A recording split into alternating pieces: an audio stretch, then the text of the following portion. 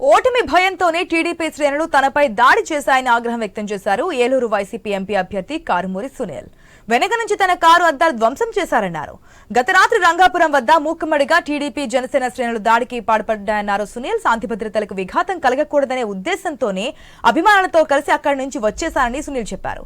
తన సహనాన్ని పరీక్షించొద్దని, తాము తలుచుకుంటే టీడీపీ శ్రేణులు ఇంట్లో నుంచి అడుగు బయట పెట్టలేవని హెచ్చరిస్తున్న కారుమూరి సునీల్తో మా ప్రతినిధి భార్గవ్ ఫేస్ టు ఫేస్.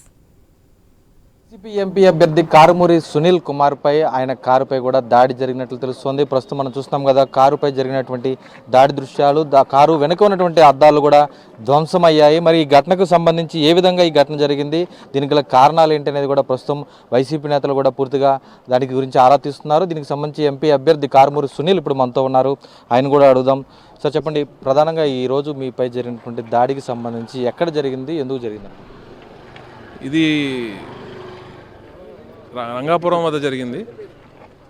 నేను జంగారెడ్డిగూడెం దగ్గర నేను నా ప్రోగ్రాం ఫినిష్ చేసుకుని వెళ్తుండగా మరి ఈ దాడి జరగడం జరిగింది. ఎంతో మంది 150 కుటుంబాలు మన ముస్నూరు మండలం కాట్రంపాడు గ్రామంలో నా కోసం వెయిట్ చేస్తున్నారు. అక్కడికి వెళ్ళి నేను వారిని కలవాలి, మహిళలు ఎక్కువ సంఖ్యలో ఉన్నారని చెప్పి నేను హుటాహుటిన బయలుదేరి వెళ్ళబోతు. ఆల్రెడీ గంట లేట్ అయింది. రంగాపురం గ్రామం వద్ద మరి వీరు కమ్మ ఆత్మీయ సమావేశం పెట్టుకున్నారు. మరి రోడ్డు బ్లాక్ అవ్వడంతో మరి నేను అటువైపుగా వెళ్ళక మరి రోడ్డు బ్లాక్ అయినా కూడా నేను సరే వేరే వాళ్ళు ప్రచారం చేసుకుంటారు, మేము ప్రచారం చేసుకుంటాము. మరి ప్రచారం అందరూ చేసుకోవాలి అని చెప్పి మనం వేరే పక్క రోడ్ నుంచి వెళ్ళి మట్టి రోడ్గా వెళ్దామని అనుకున్న టైంలో ఫ్రంట్ ఫేస్ టు ఫేస్ ఉన్నప్పుడు కామ్గానే ఉన్నారు.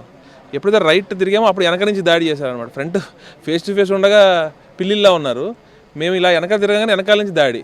కానీ అక్కడ నేను తలుచుకుంటే మొత్తం మా నాయకులు కార్యకర్తలు అందరూ కూడా బయట ఇద్దాము, గొడవ చేద్దాం అన్నారు. కానీ అక్కడ నా కోసం 150 కుటుంబాలు మరి వెయిట్ చేస్తున్నాయి కాబట్టి, నాకు అది ముఖ్యం కాబట్టి, మరి వాళ్ళు డిసప్పాయింట్ అవ్వకూడదు కాబట్టి వెళ్ళి నా పని నేను పూర్తి చేసుకున్నాను. ఇప్పుడు నేను కలెక్టర్ ఆఫీస్కి వెళ్ళి కంప్లైంట్ చేయబోతున్నాను. అంటే దాడి చేసిన వారిలో ఎవరున్నారు అనుకుంటున్నారు? దాడి చేసిన వారిలో అక్కడే ఉన్నారు, వారు టీడీపీ కార్యకర్తలు ఉన్నారు, వీడియోస్ ఉన్నాయి, వీడియో ఎవిడెన్స్లు ఉన్నాయి, కర్రలు ఉన్నాయి, రాళ్ళు ఉన్నాయి.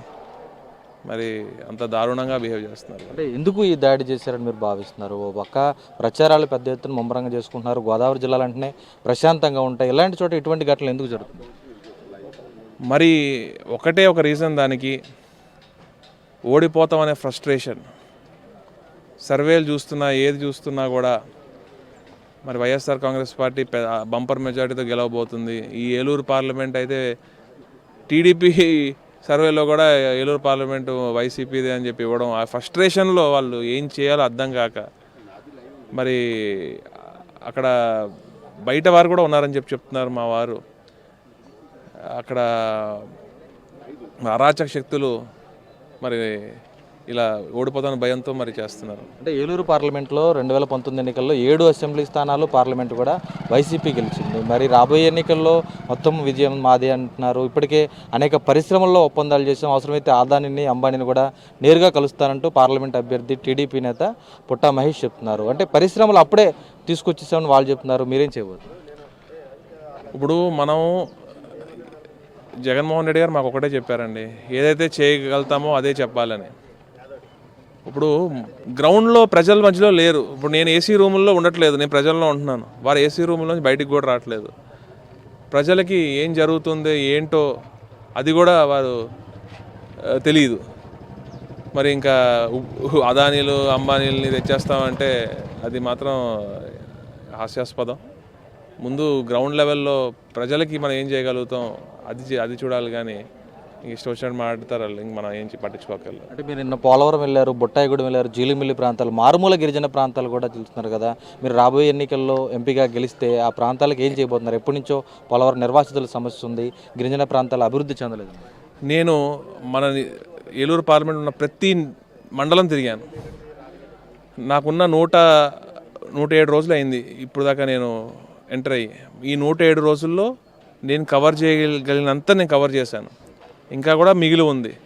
వెళ్ళిన ప్రతి చోట వారి సుఖాలు, సంతోషాలు, వారి బాధలు అన్నీ తెలుసుకుంటున్నాను. తెలుసుకుని ఒక ప్రణాళిక రూపొందించుకొని అటు ట్రైబల్స్ ఉన్న ఏరియాస్కి ఏం చేయాలో అది, ఇటు కొల్లేరు ప్రాంత వాసులకి ఏం చేయాలో అది, ప్రతిదీ నేను నోట్ చేసుకుని ఒక ప్రణాళికతో రేపొద్దున కేంద్రం నుంచి నేను ఏమైతే తేగలుగుతానో అవన్నిటిని కూడా నేను తీసుకొస్తాను. వాటి మీద నేను కష్టపడి పనిచేస్తాను. అలానే ఈరోజు ఒకటే అండి, జగన్మోహన్ రెడ్డి గారు కుల మత ప్రాంత పార్టీలకు అతీతంగా ఈరోజు ఇదే తెలుగుదేశం పార్టీ కార్యకర్తలు అమ్మఒడి తీసుకుంటున్నారు, అన్నీ తీసుకుంటున్నారు. ఎందుకు? జగన్మోహన్ రెడ్డి గారి మనస్తత్వం అలాంటిది. రాజకీయాల్లో ఒక మార్పు తీసుకొచ్చారు. మరి జగన్మోహన్ రెడ్డి గారి ప్రతినిధులుగా మరి మేము కూడా మరి జగన్మోహన్ రెడ్డి గారి పేరు నిలబెట్టే రకంగా ఉండాలి, ప్రజలకు ఇబ్బంది కలిగించకూడదు అనే ఒక్క రీజన్తో మనం ఇలా ముందుకెళ్తున్నాము. ప్రజలకి మంచి చేసి ప్రజలకి అన్నీ అందజేసే విధంగా మేము ముందుకెళ్తాము. మేము కానీ ఇవన్నీ పక్కన పెట్టి కన్ను ఎర్ర చేస్తే తెలుగుదేశం పార్టీ వారు ఇంటి గడప కూడా దాటలేరని చెప్పి తెలియజేసుకుంటున్నాను. అది చూస్తే ఈరోజు జరిగినటువంటి దాడికి సంబంధించి రంగాపురం గ్రామంలో ఈ దాడి జరిగింది. దాడి చేసింది ఖచ్చితంగా కూడా టీడీపీ శ్రేణులే. వారి టీడీపీ జెండాలతో వచ్చి దాడి చేశారు. వెనక నుంచి దాడి చేసినటువంటి వారిపై తాము ఎటువంటి శాంతి భద్రతలకు విఘాతం కలగకూడదని ఈ దాడికి సంబంధించి రియాక్ట్ అవ్వలేదు. ఖచ్చితంగా మేము తలుచుకుంటే వారి ఇంటి నుంచి బయటకు కూడా అడుగు పెట్టలేరంటూ కూడా ఏలూరు ఎంపీ అభ్యర్థి వైసీపీ నేత కారుమూరి సునీల్ హెచ్చరికలు జారీ చేస్తున్న పరిస్థితి కనిపిస్తుంది. కెమెరా పర్సన్ మధుతో భార్గవ్, ఐ న్యూస్, ఏలూరు నుంచి.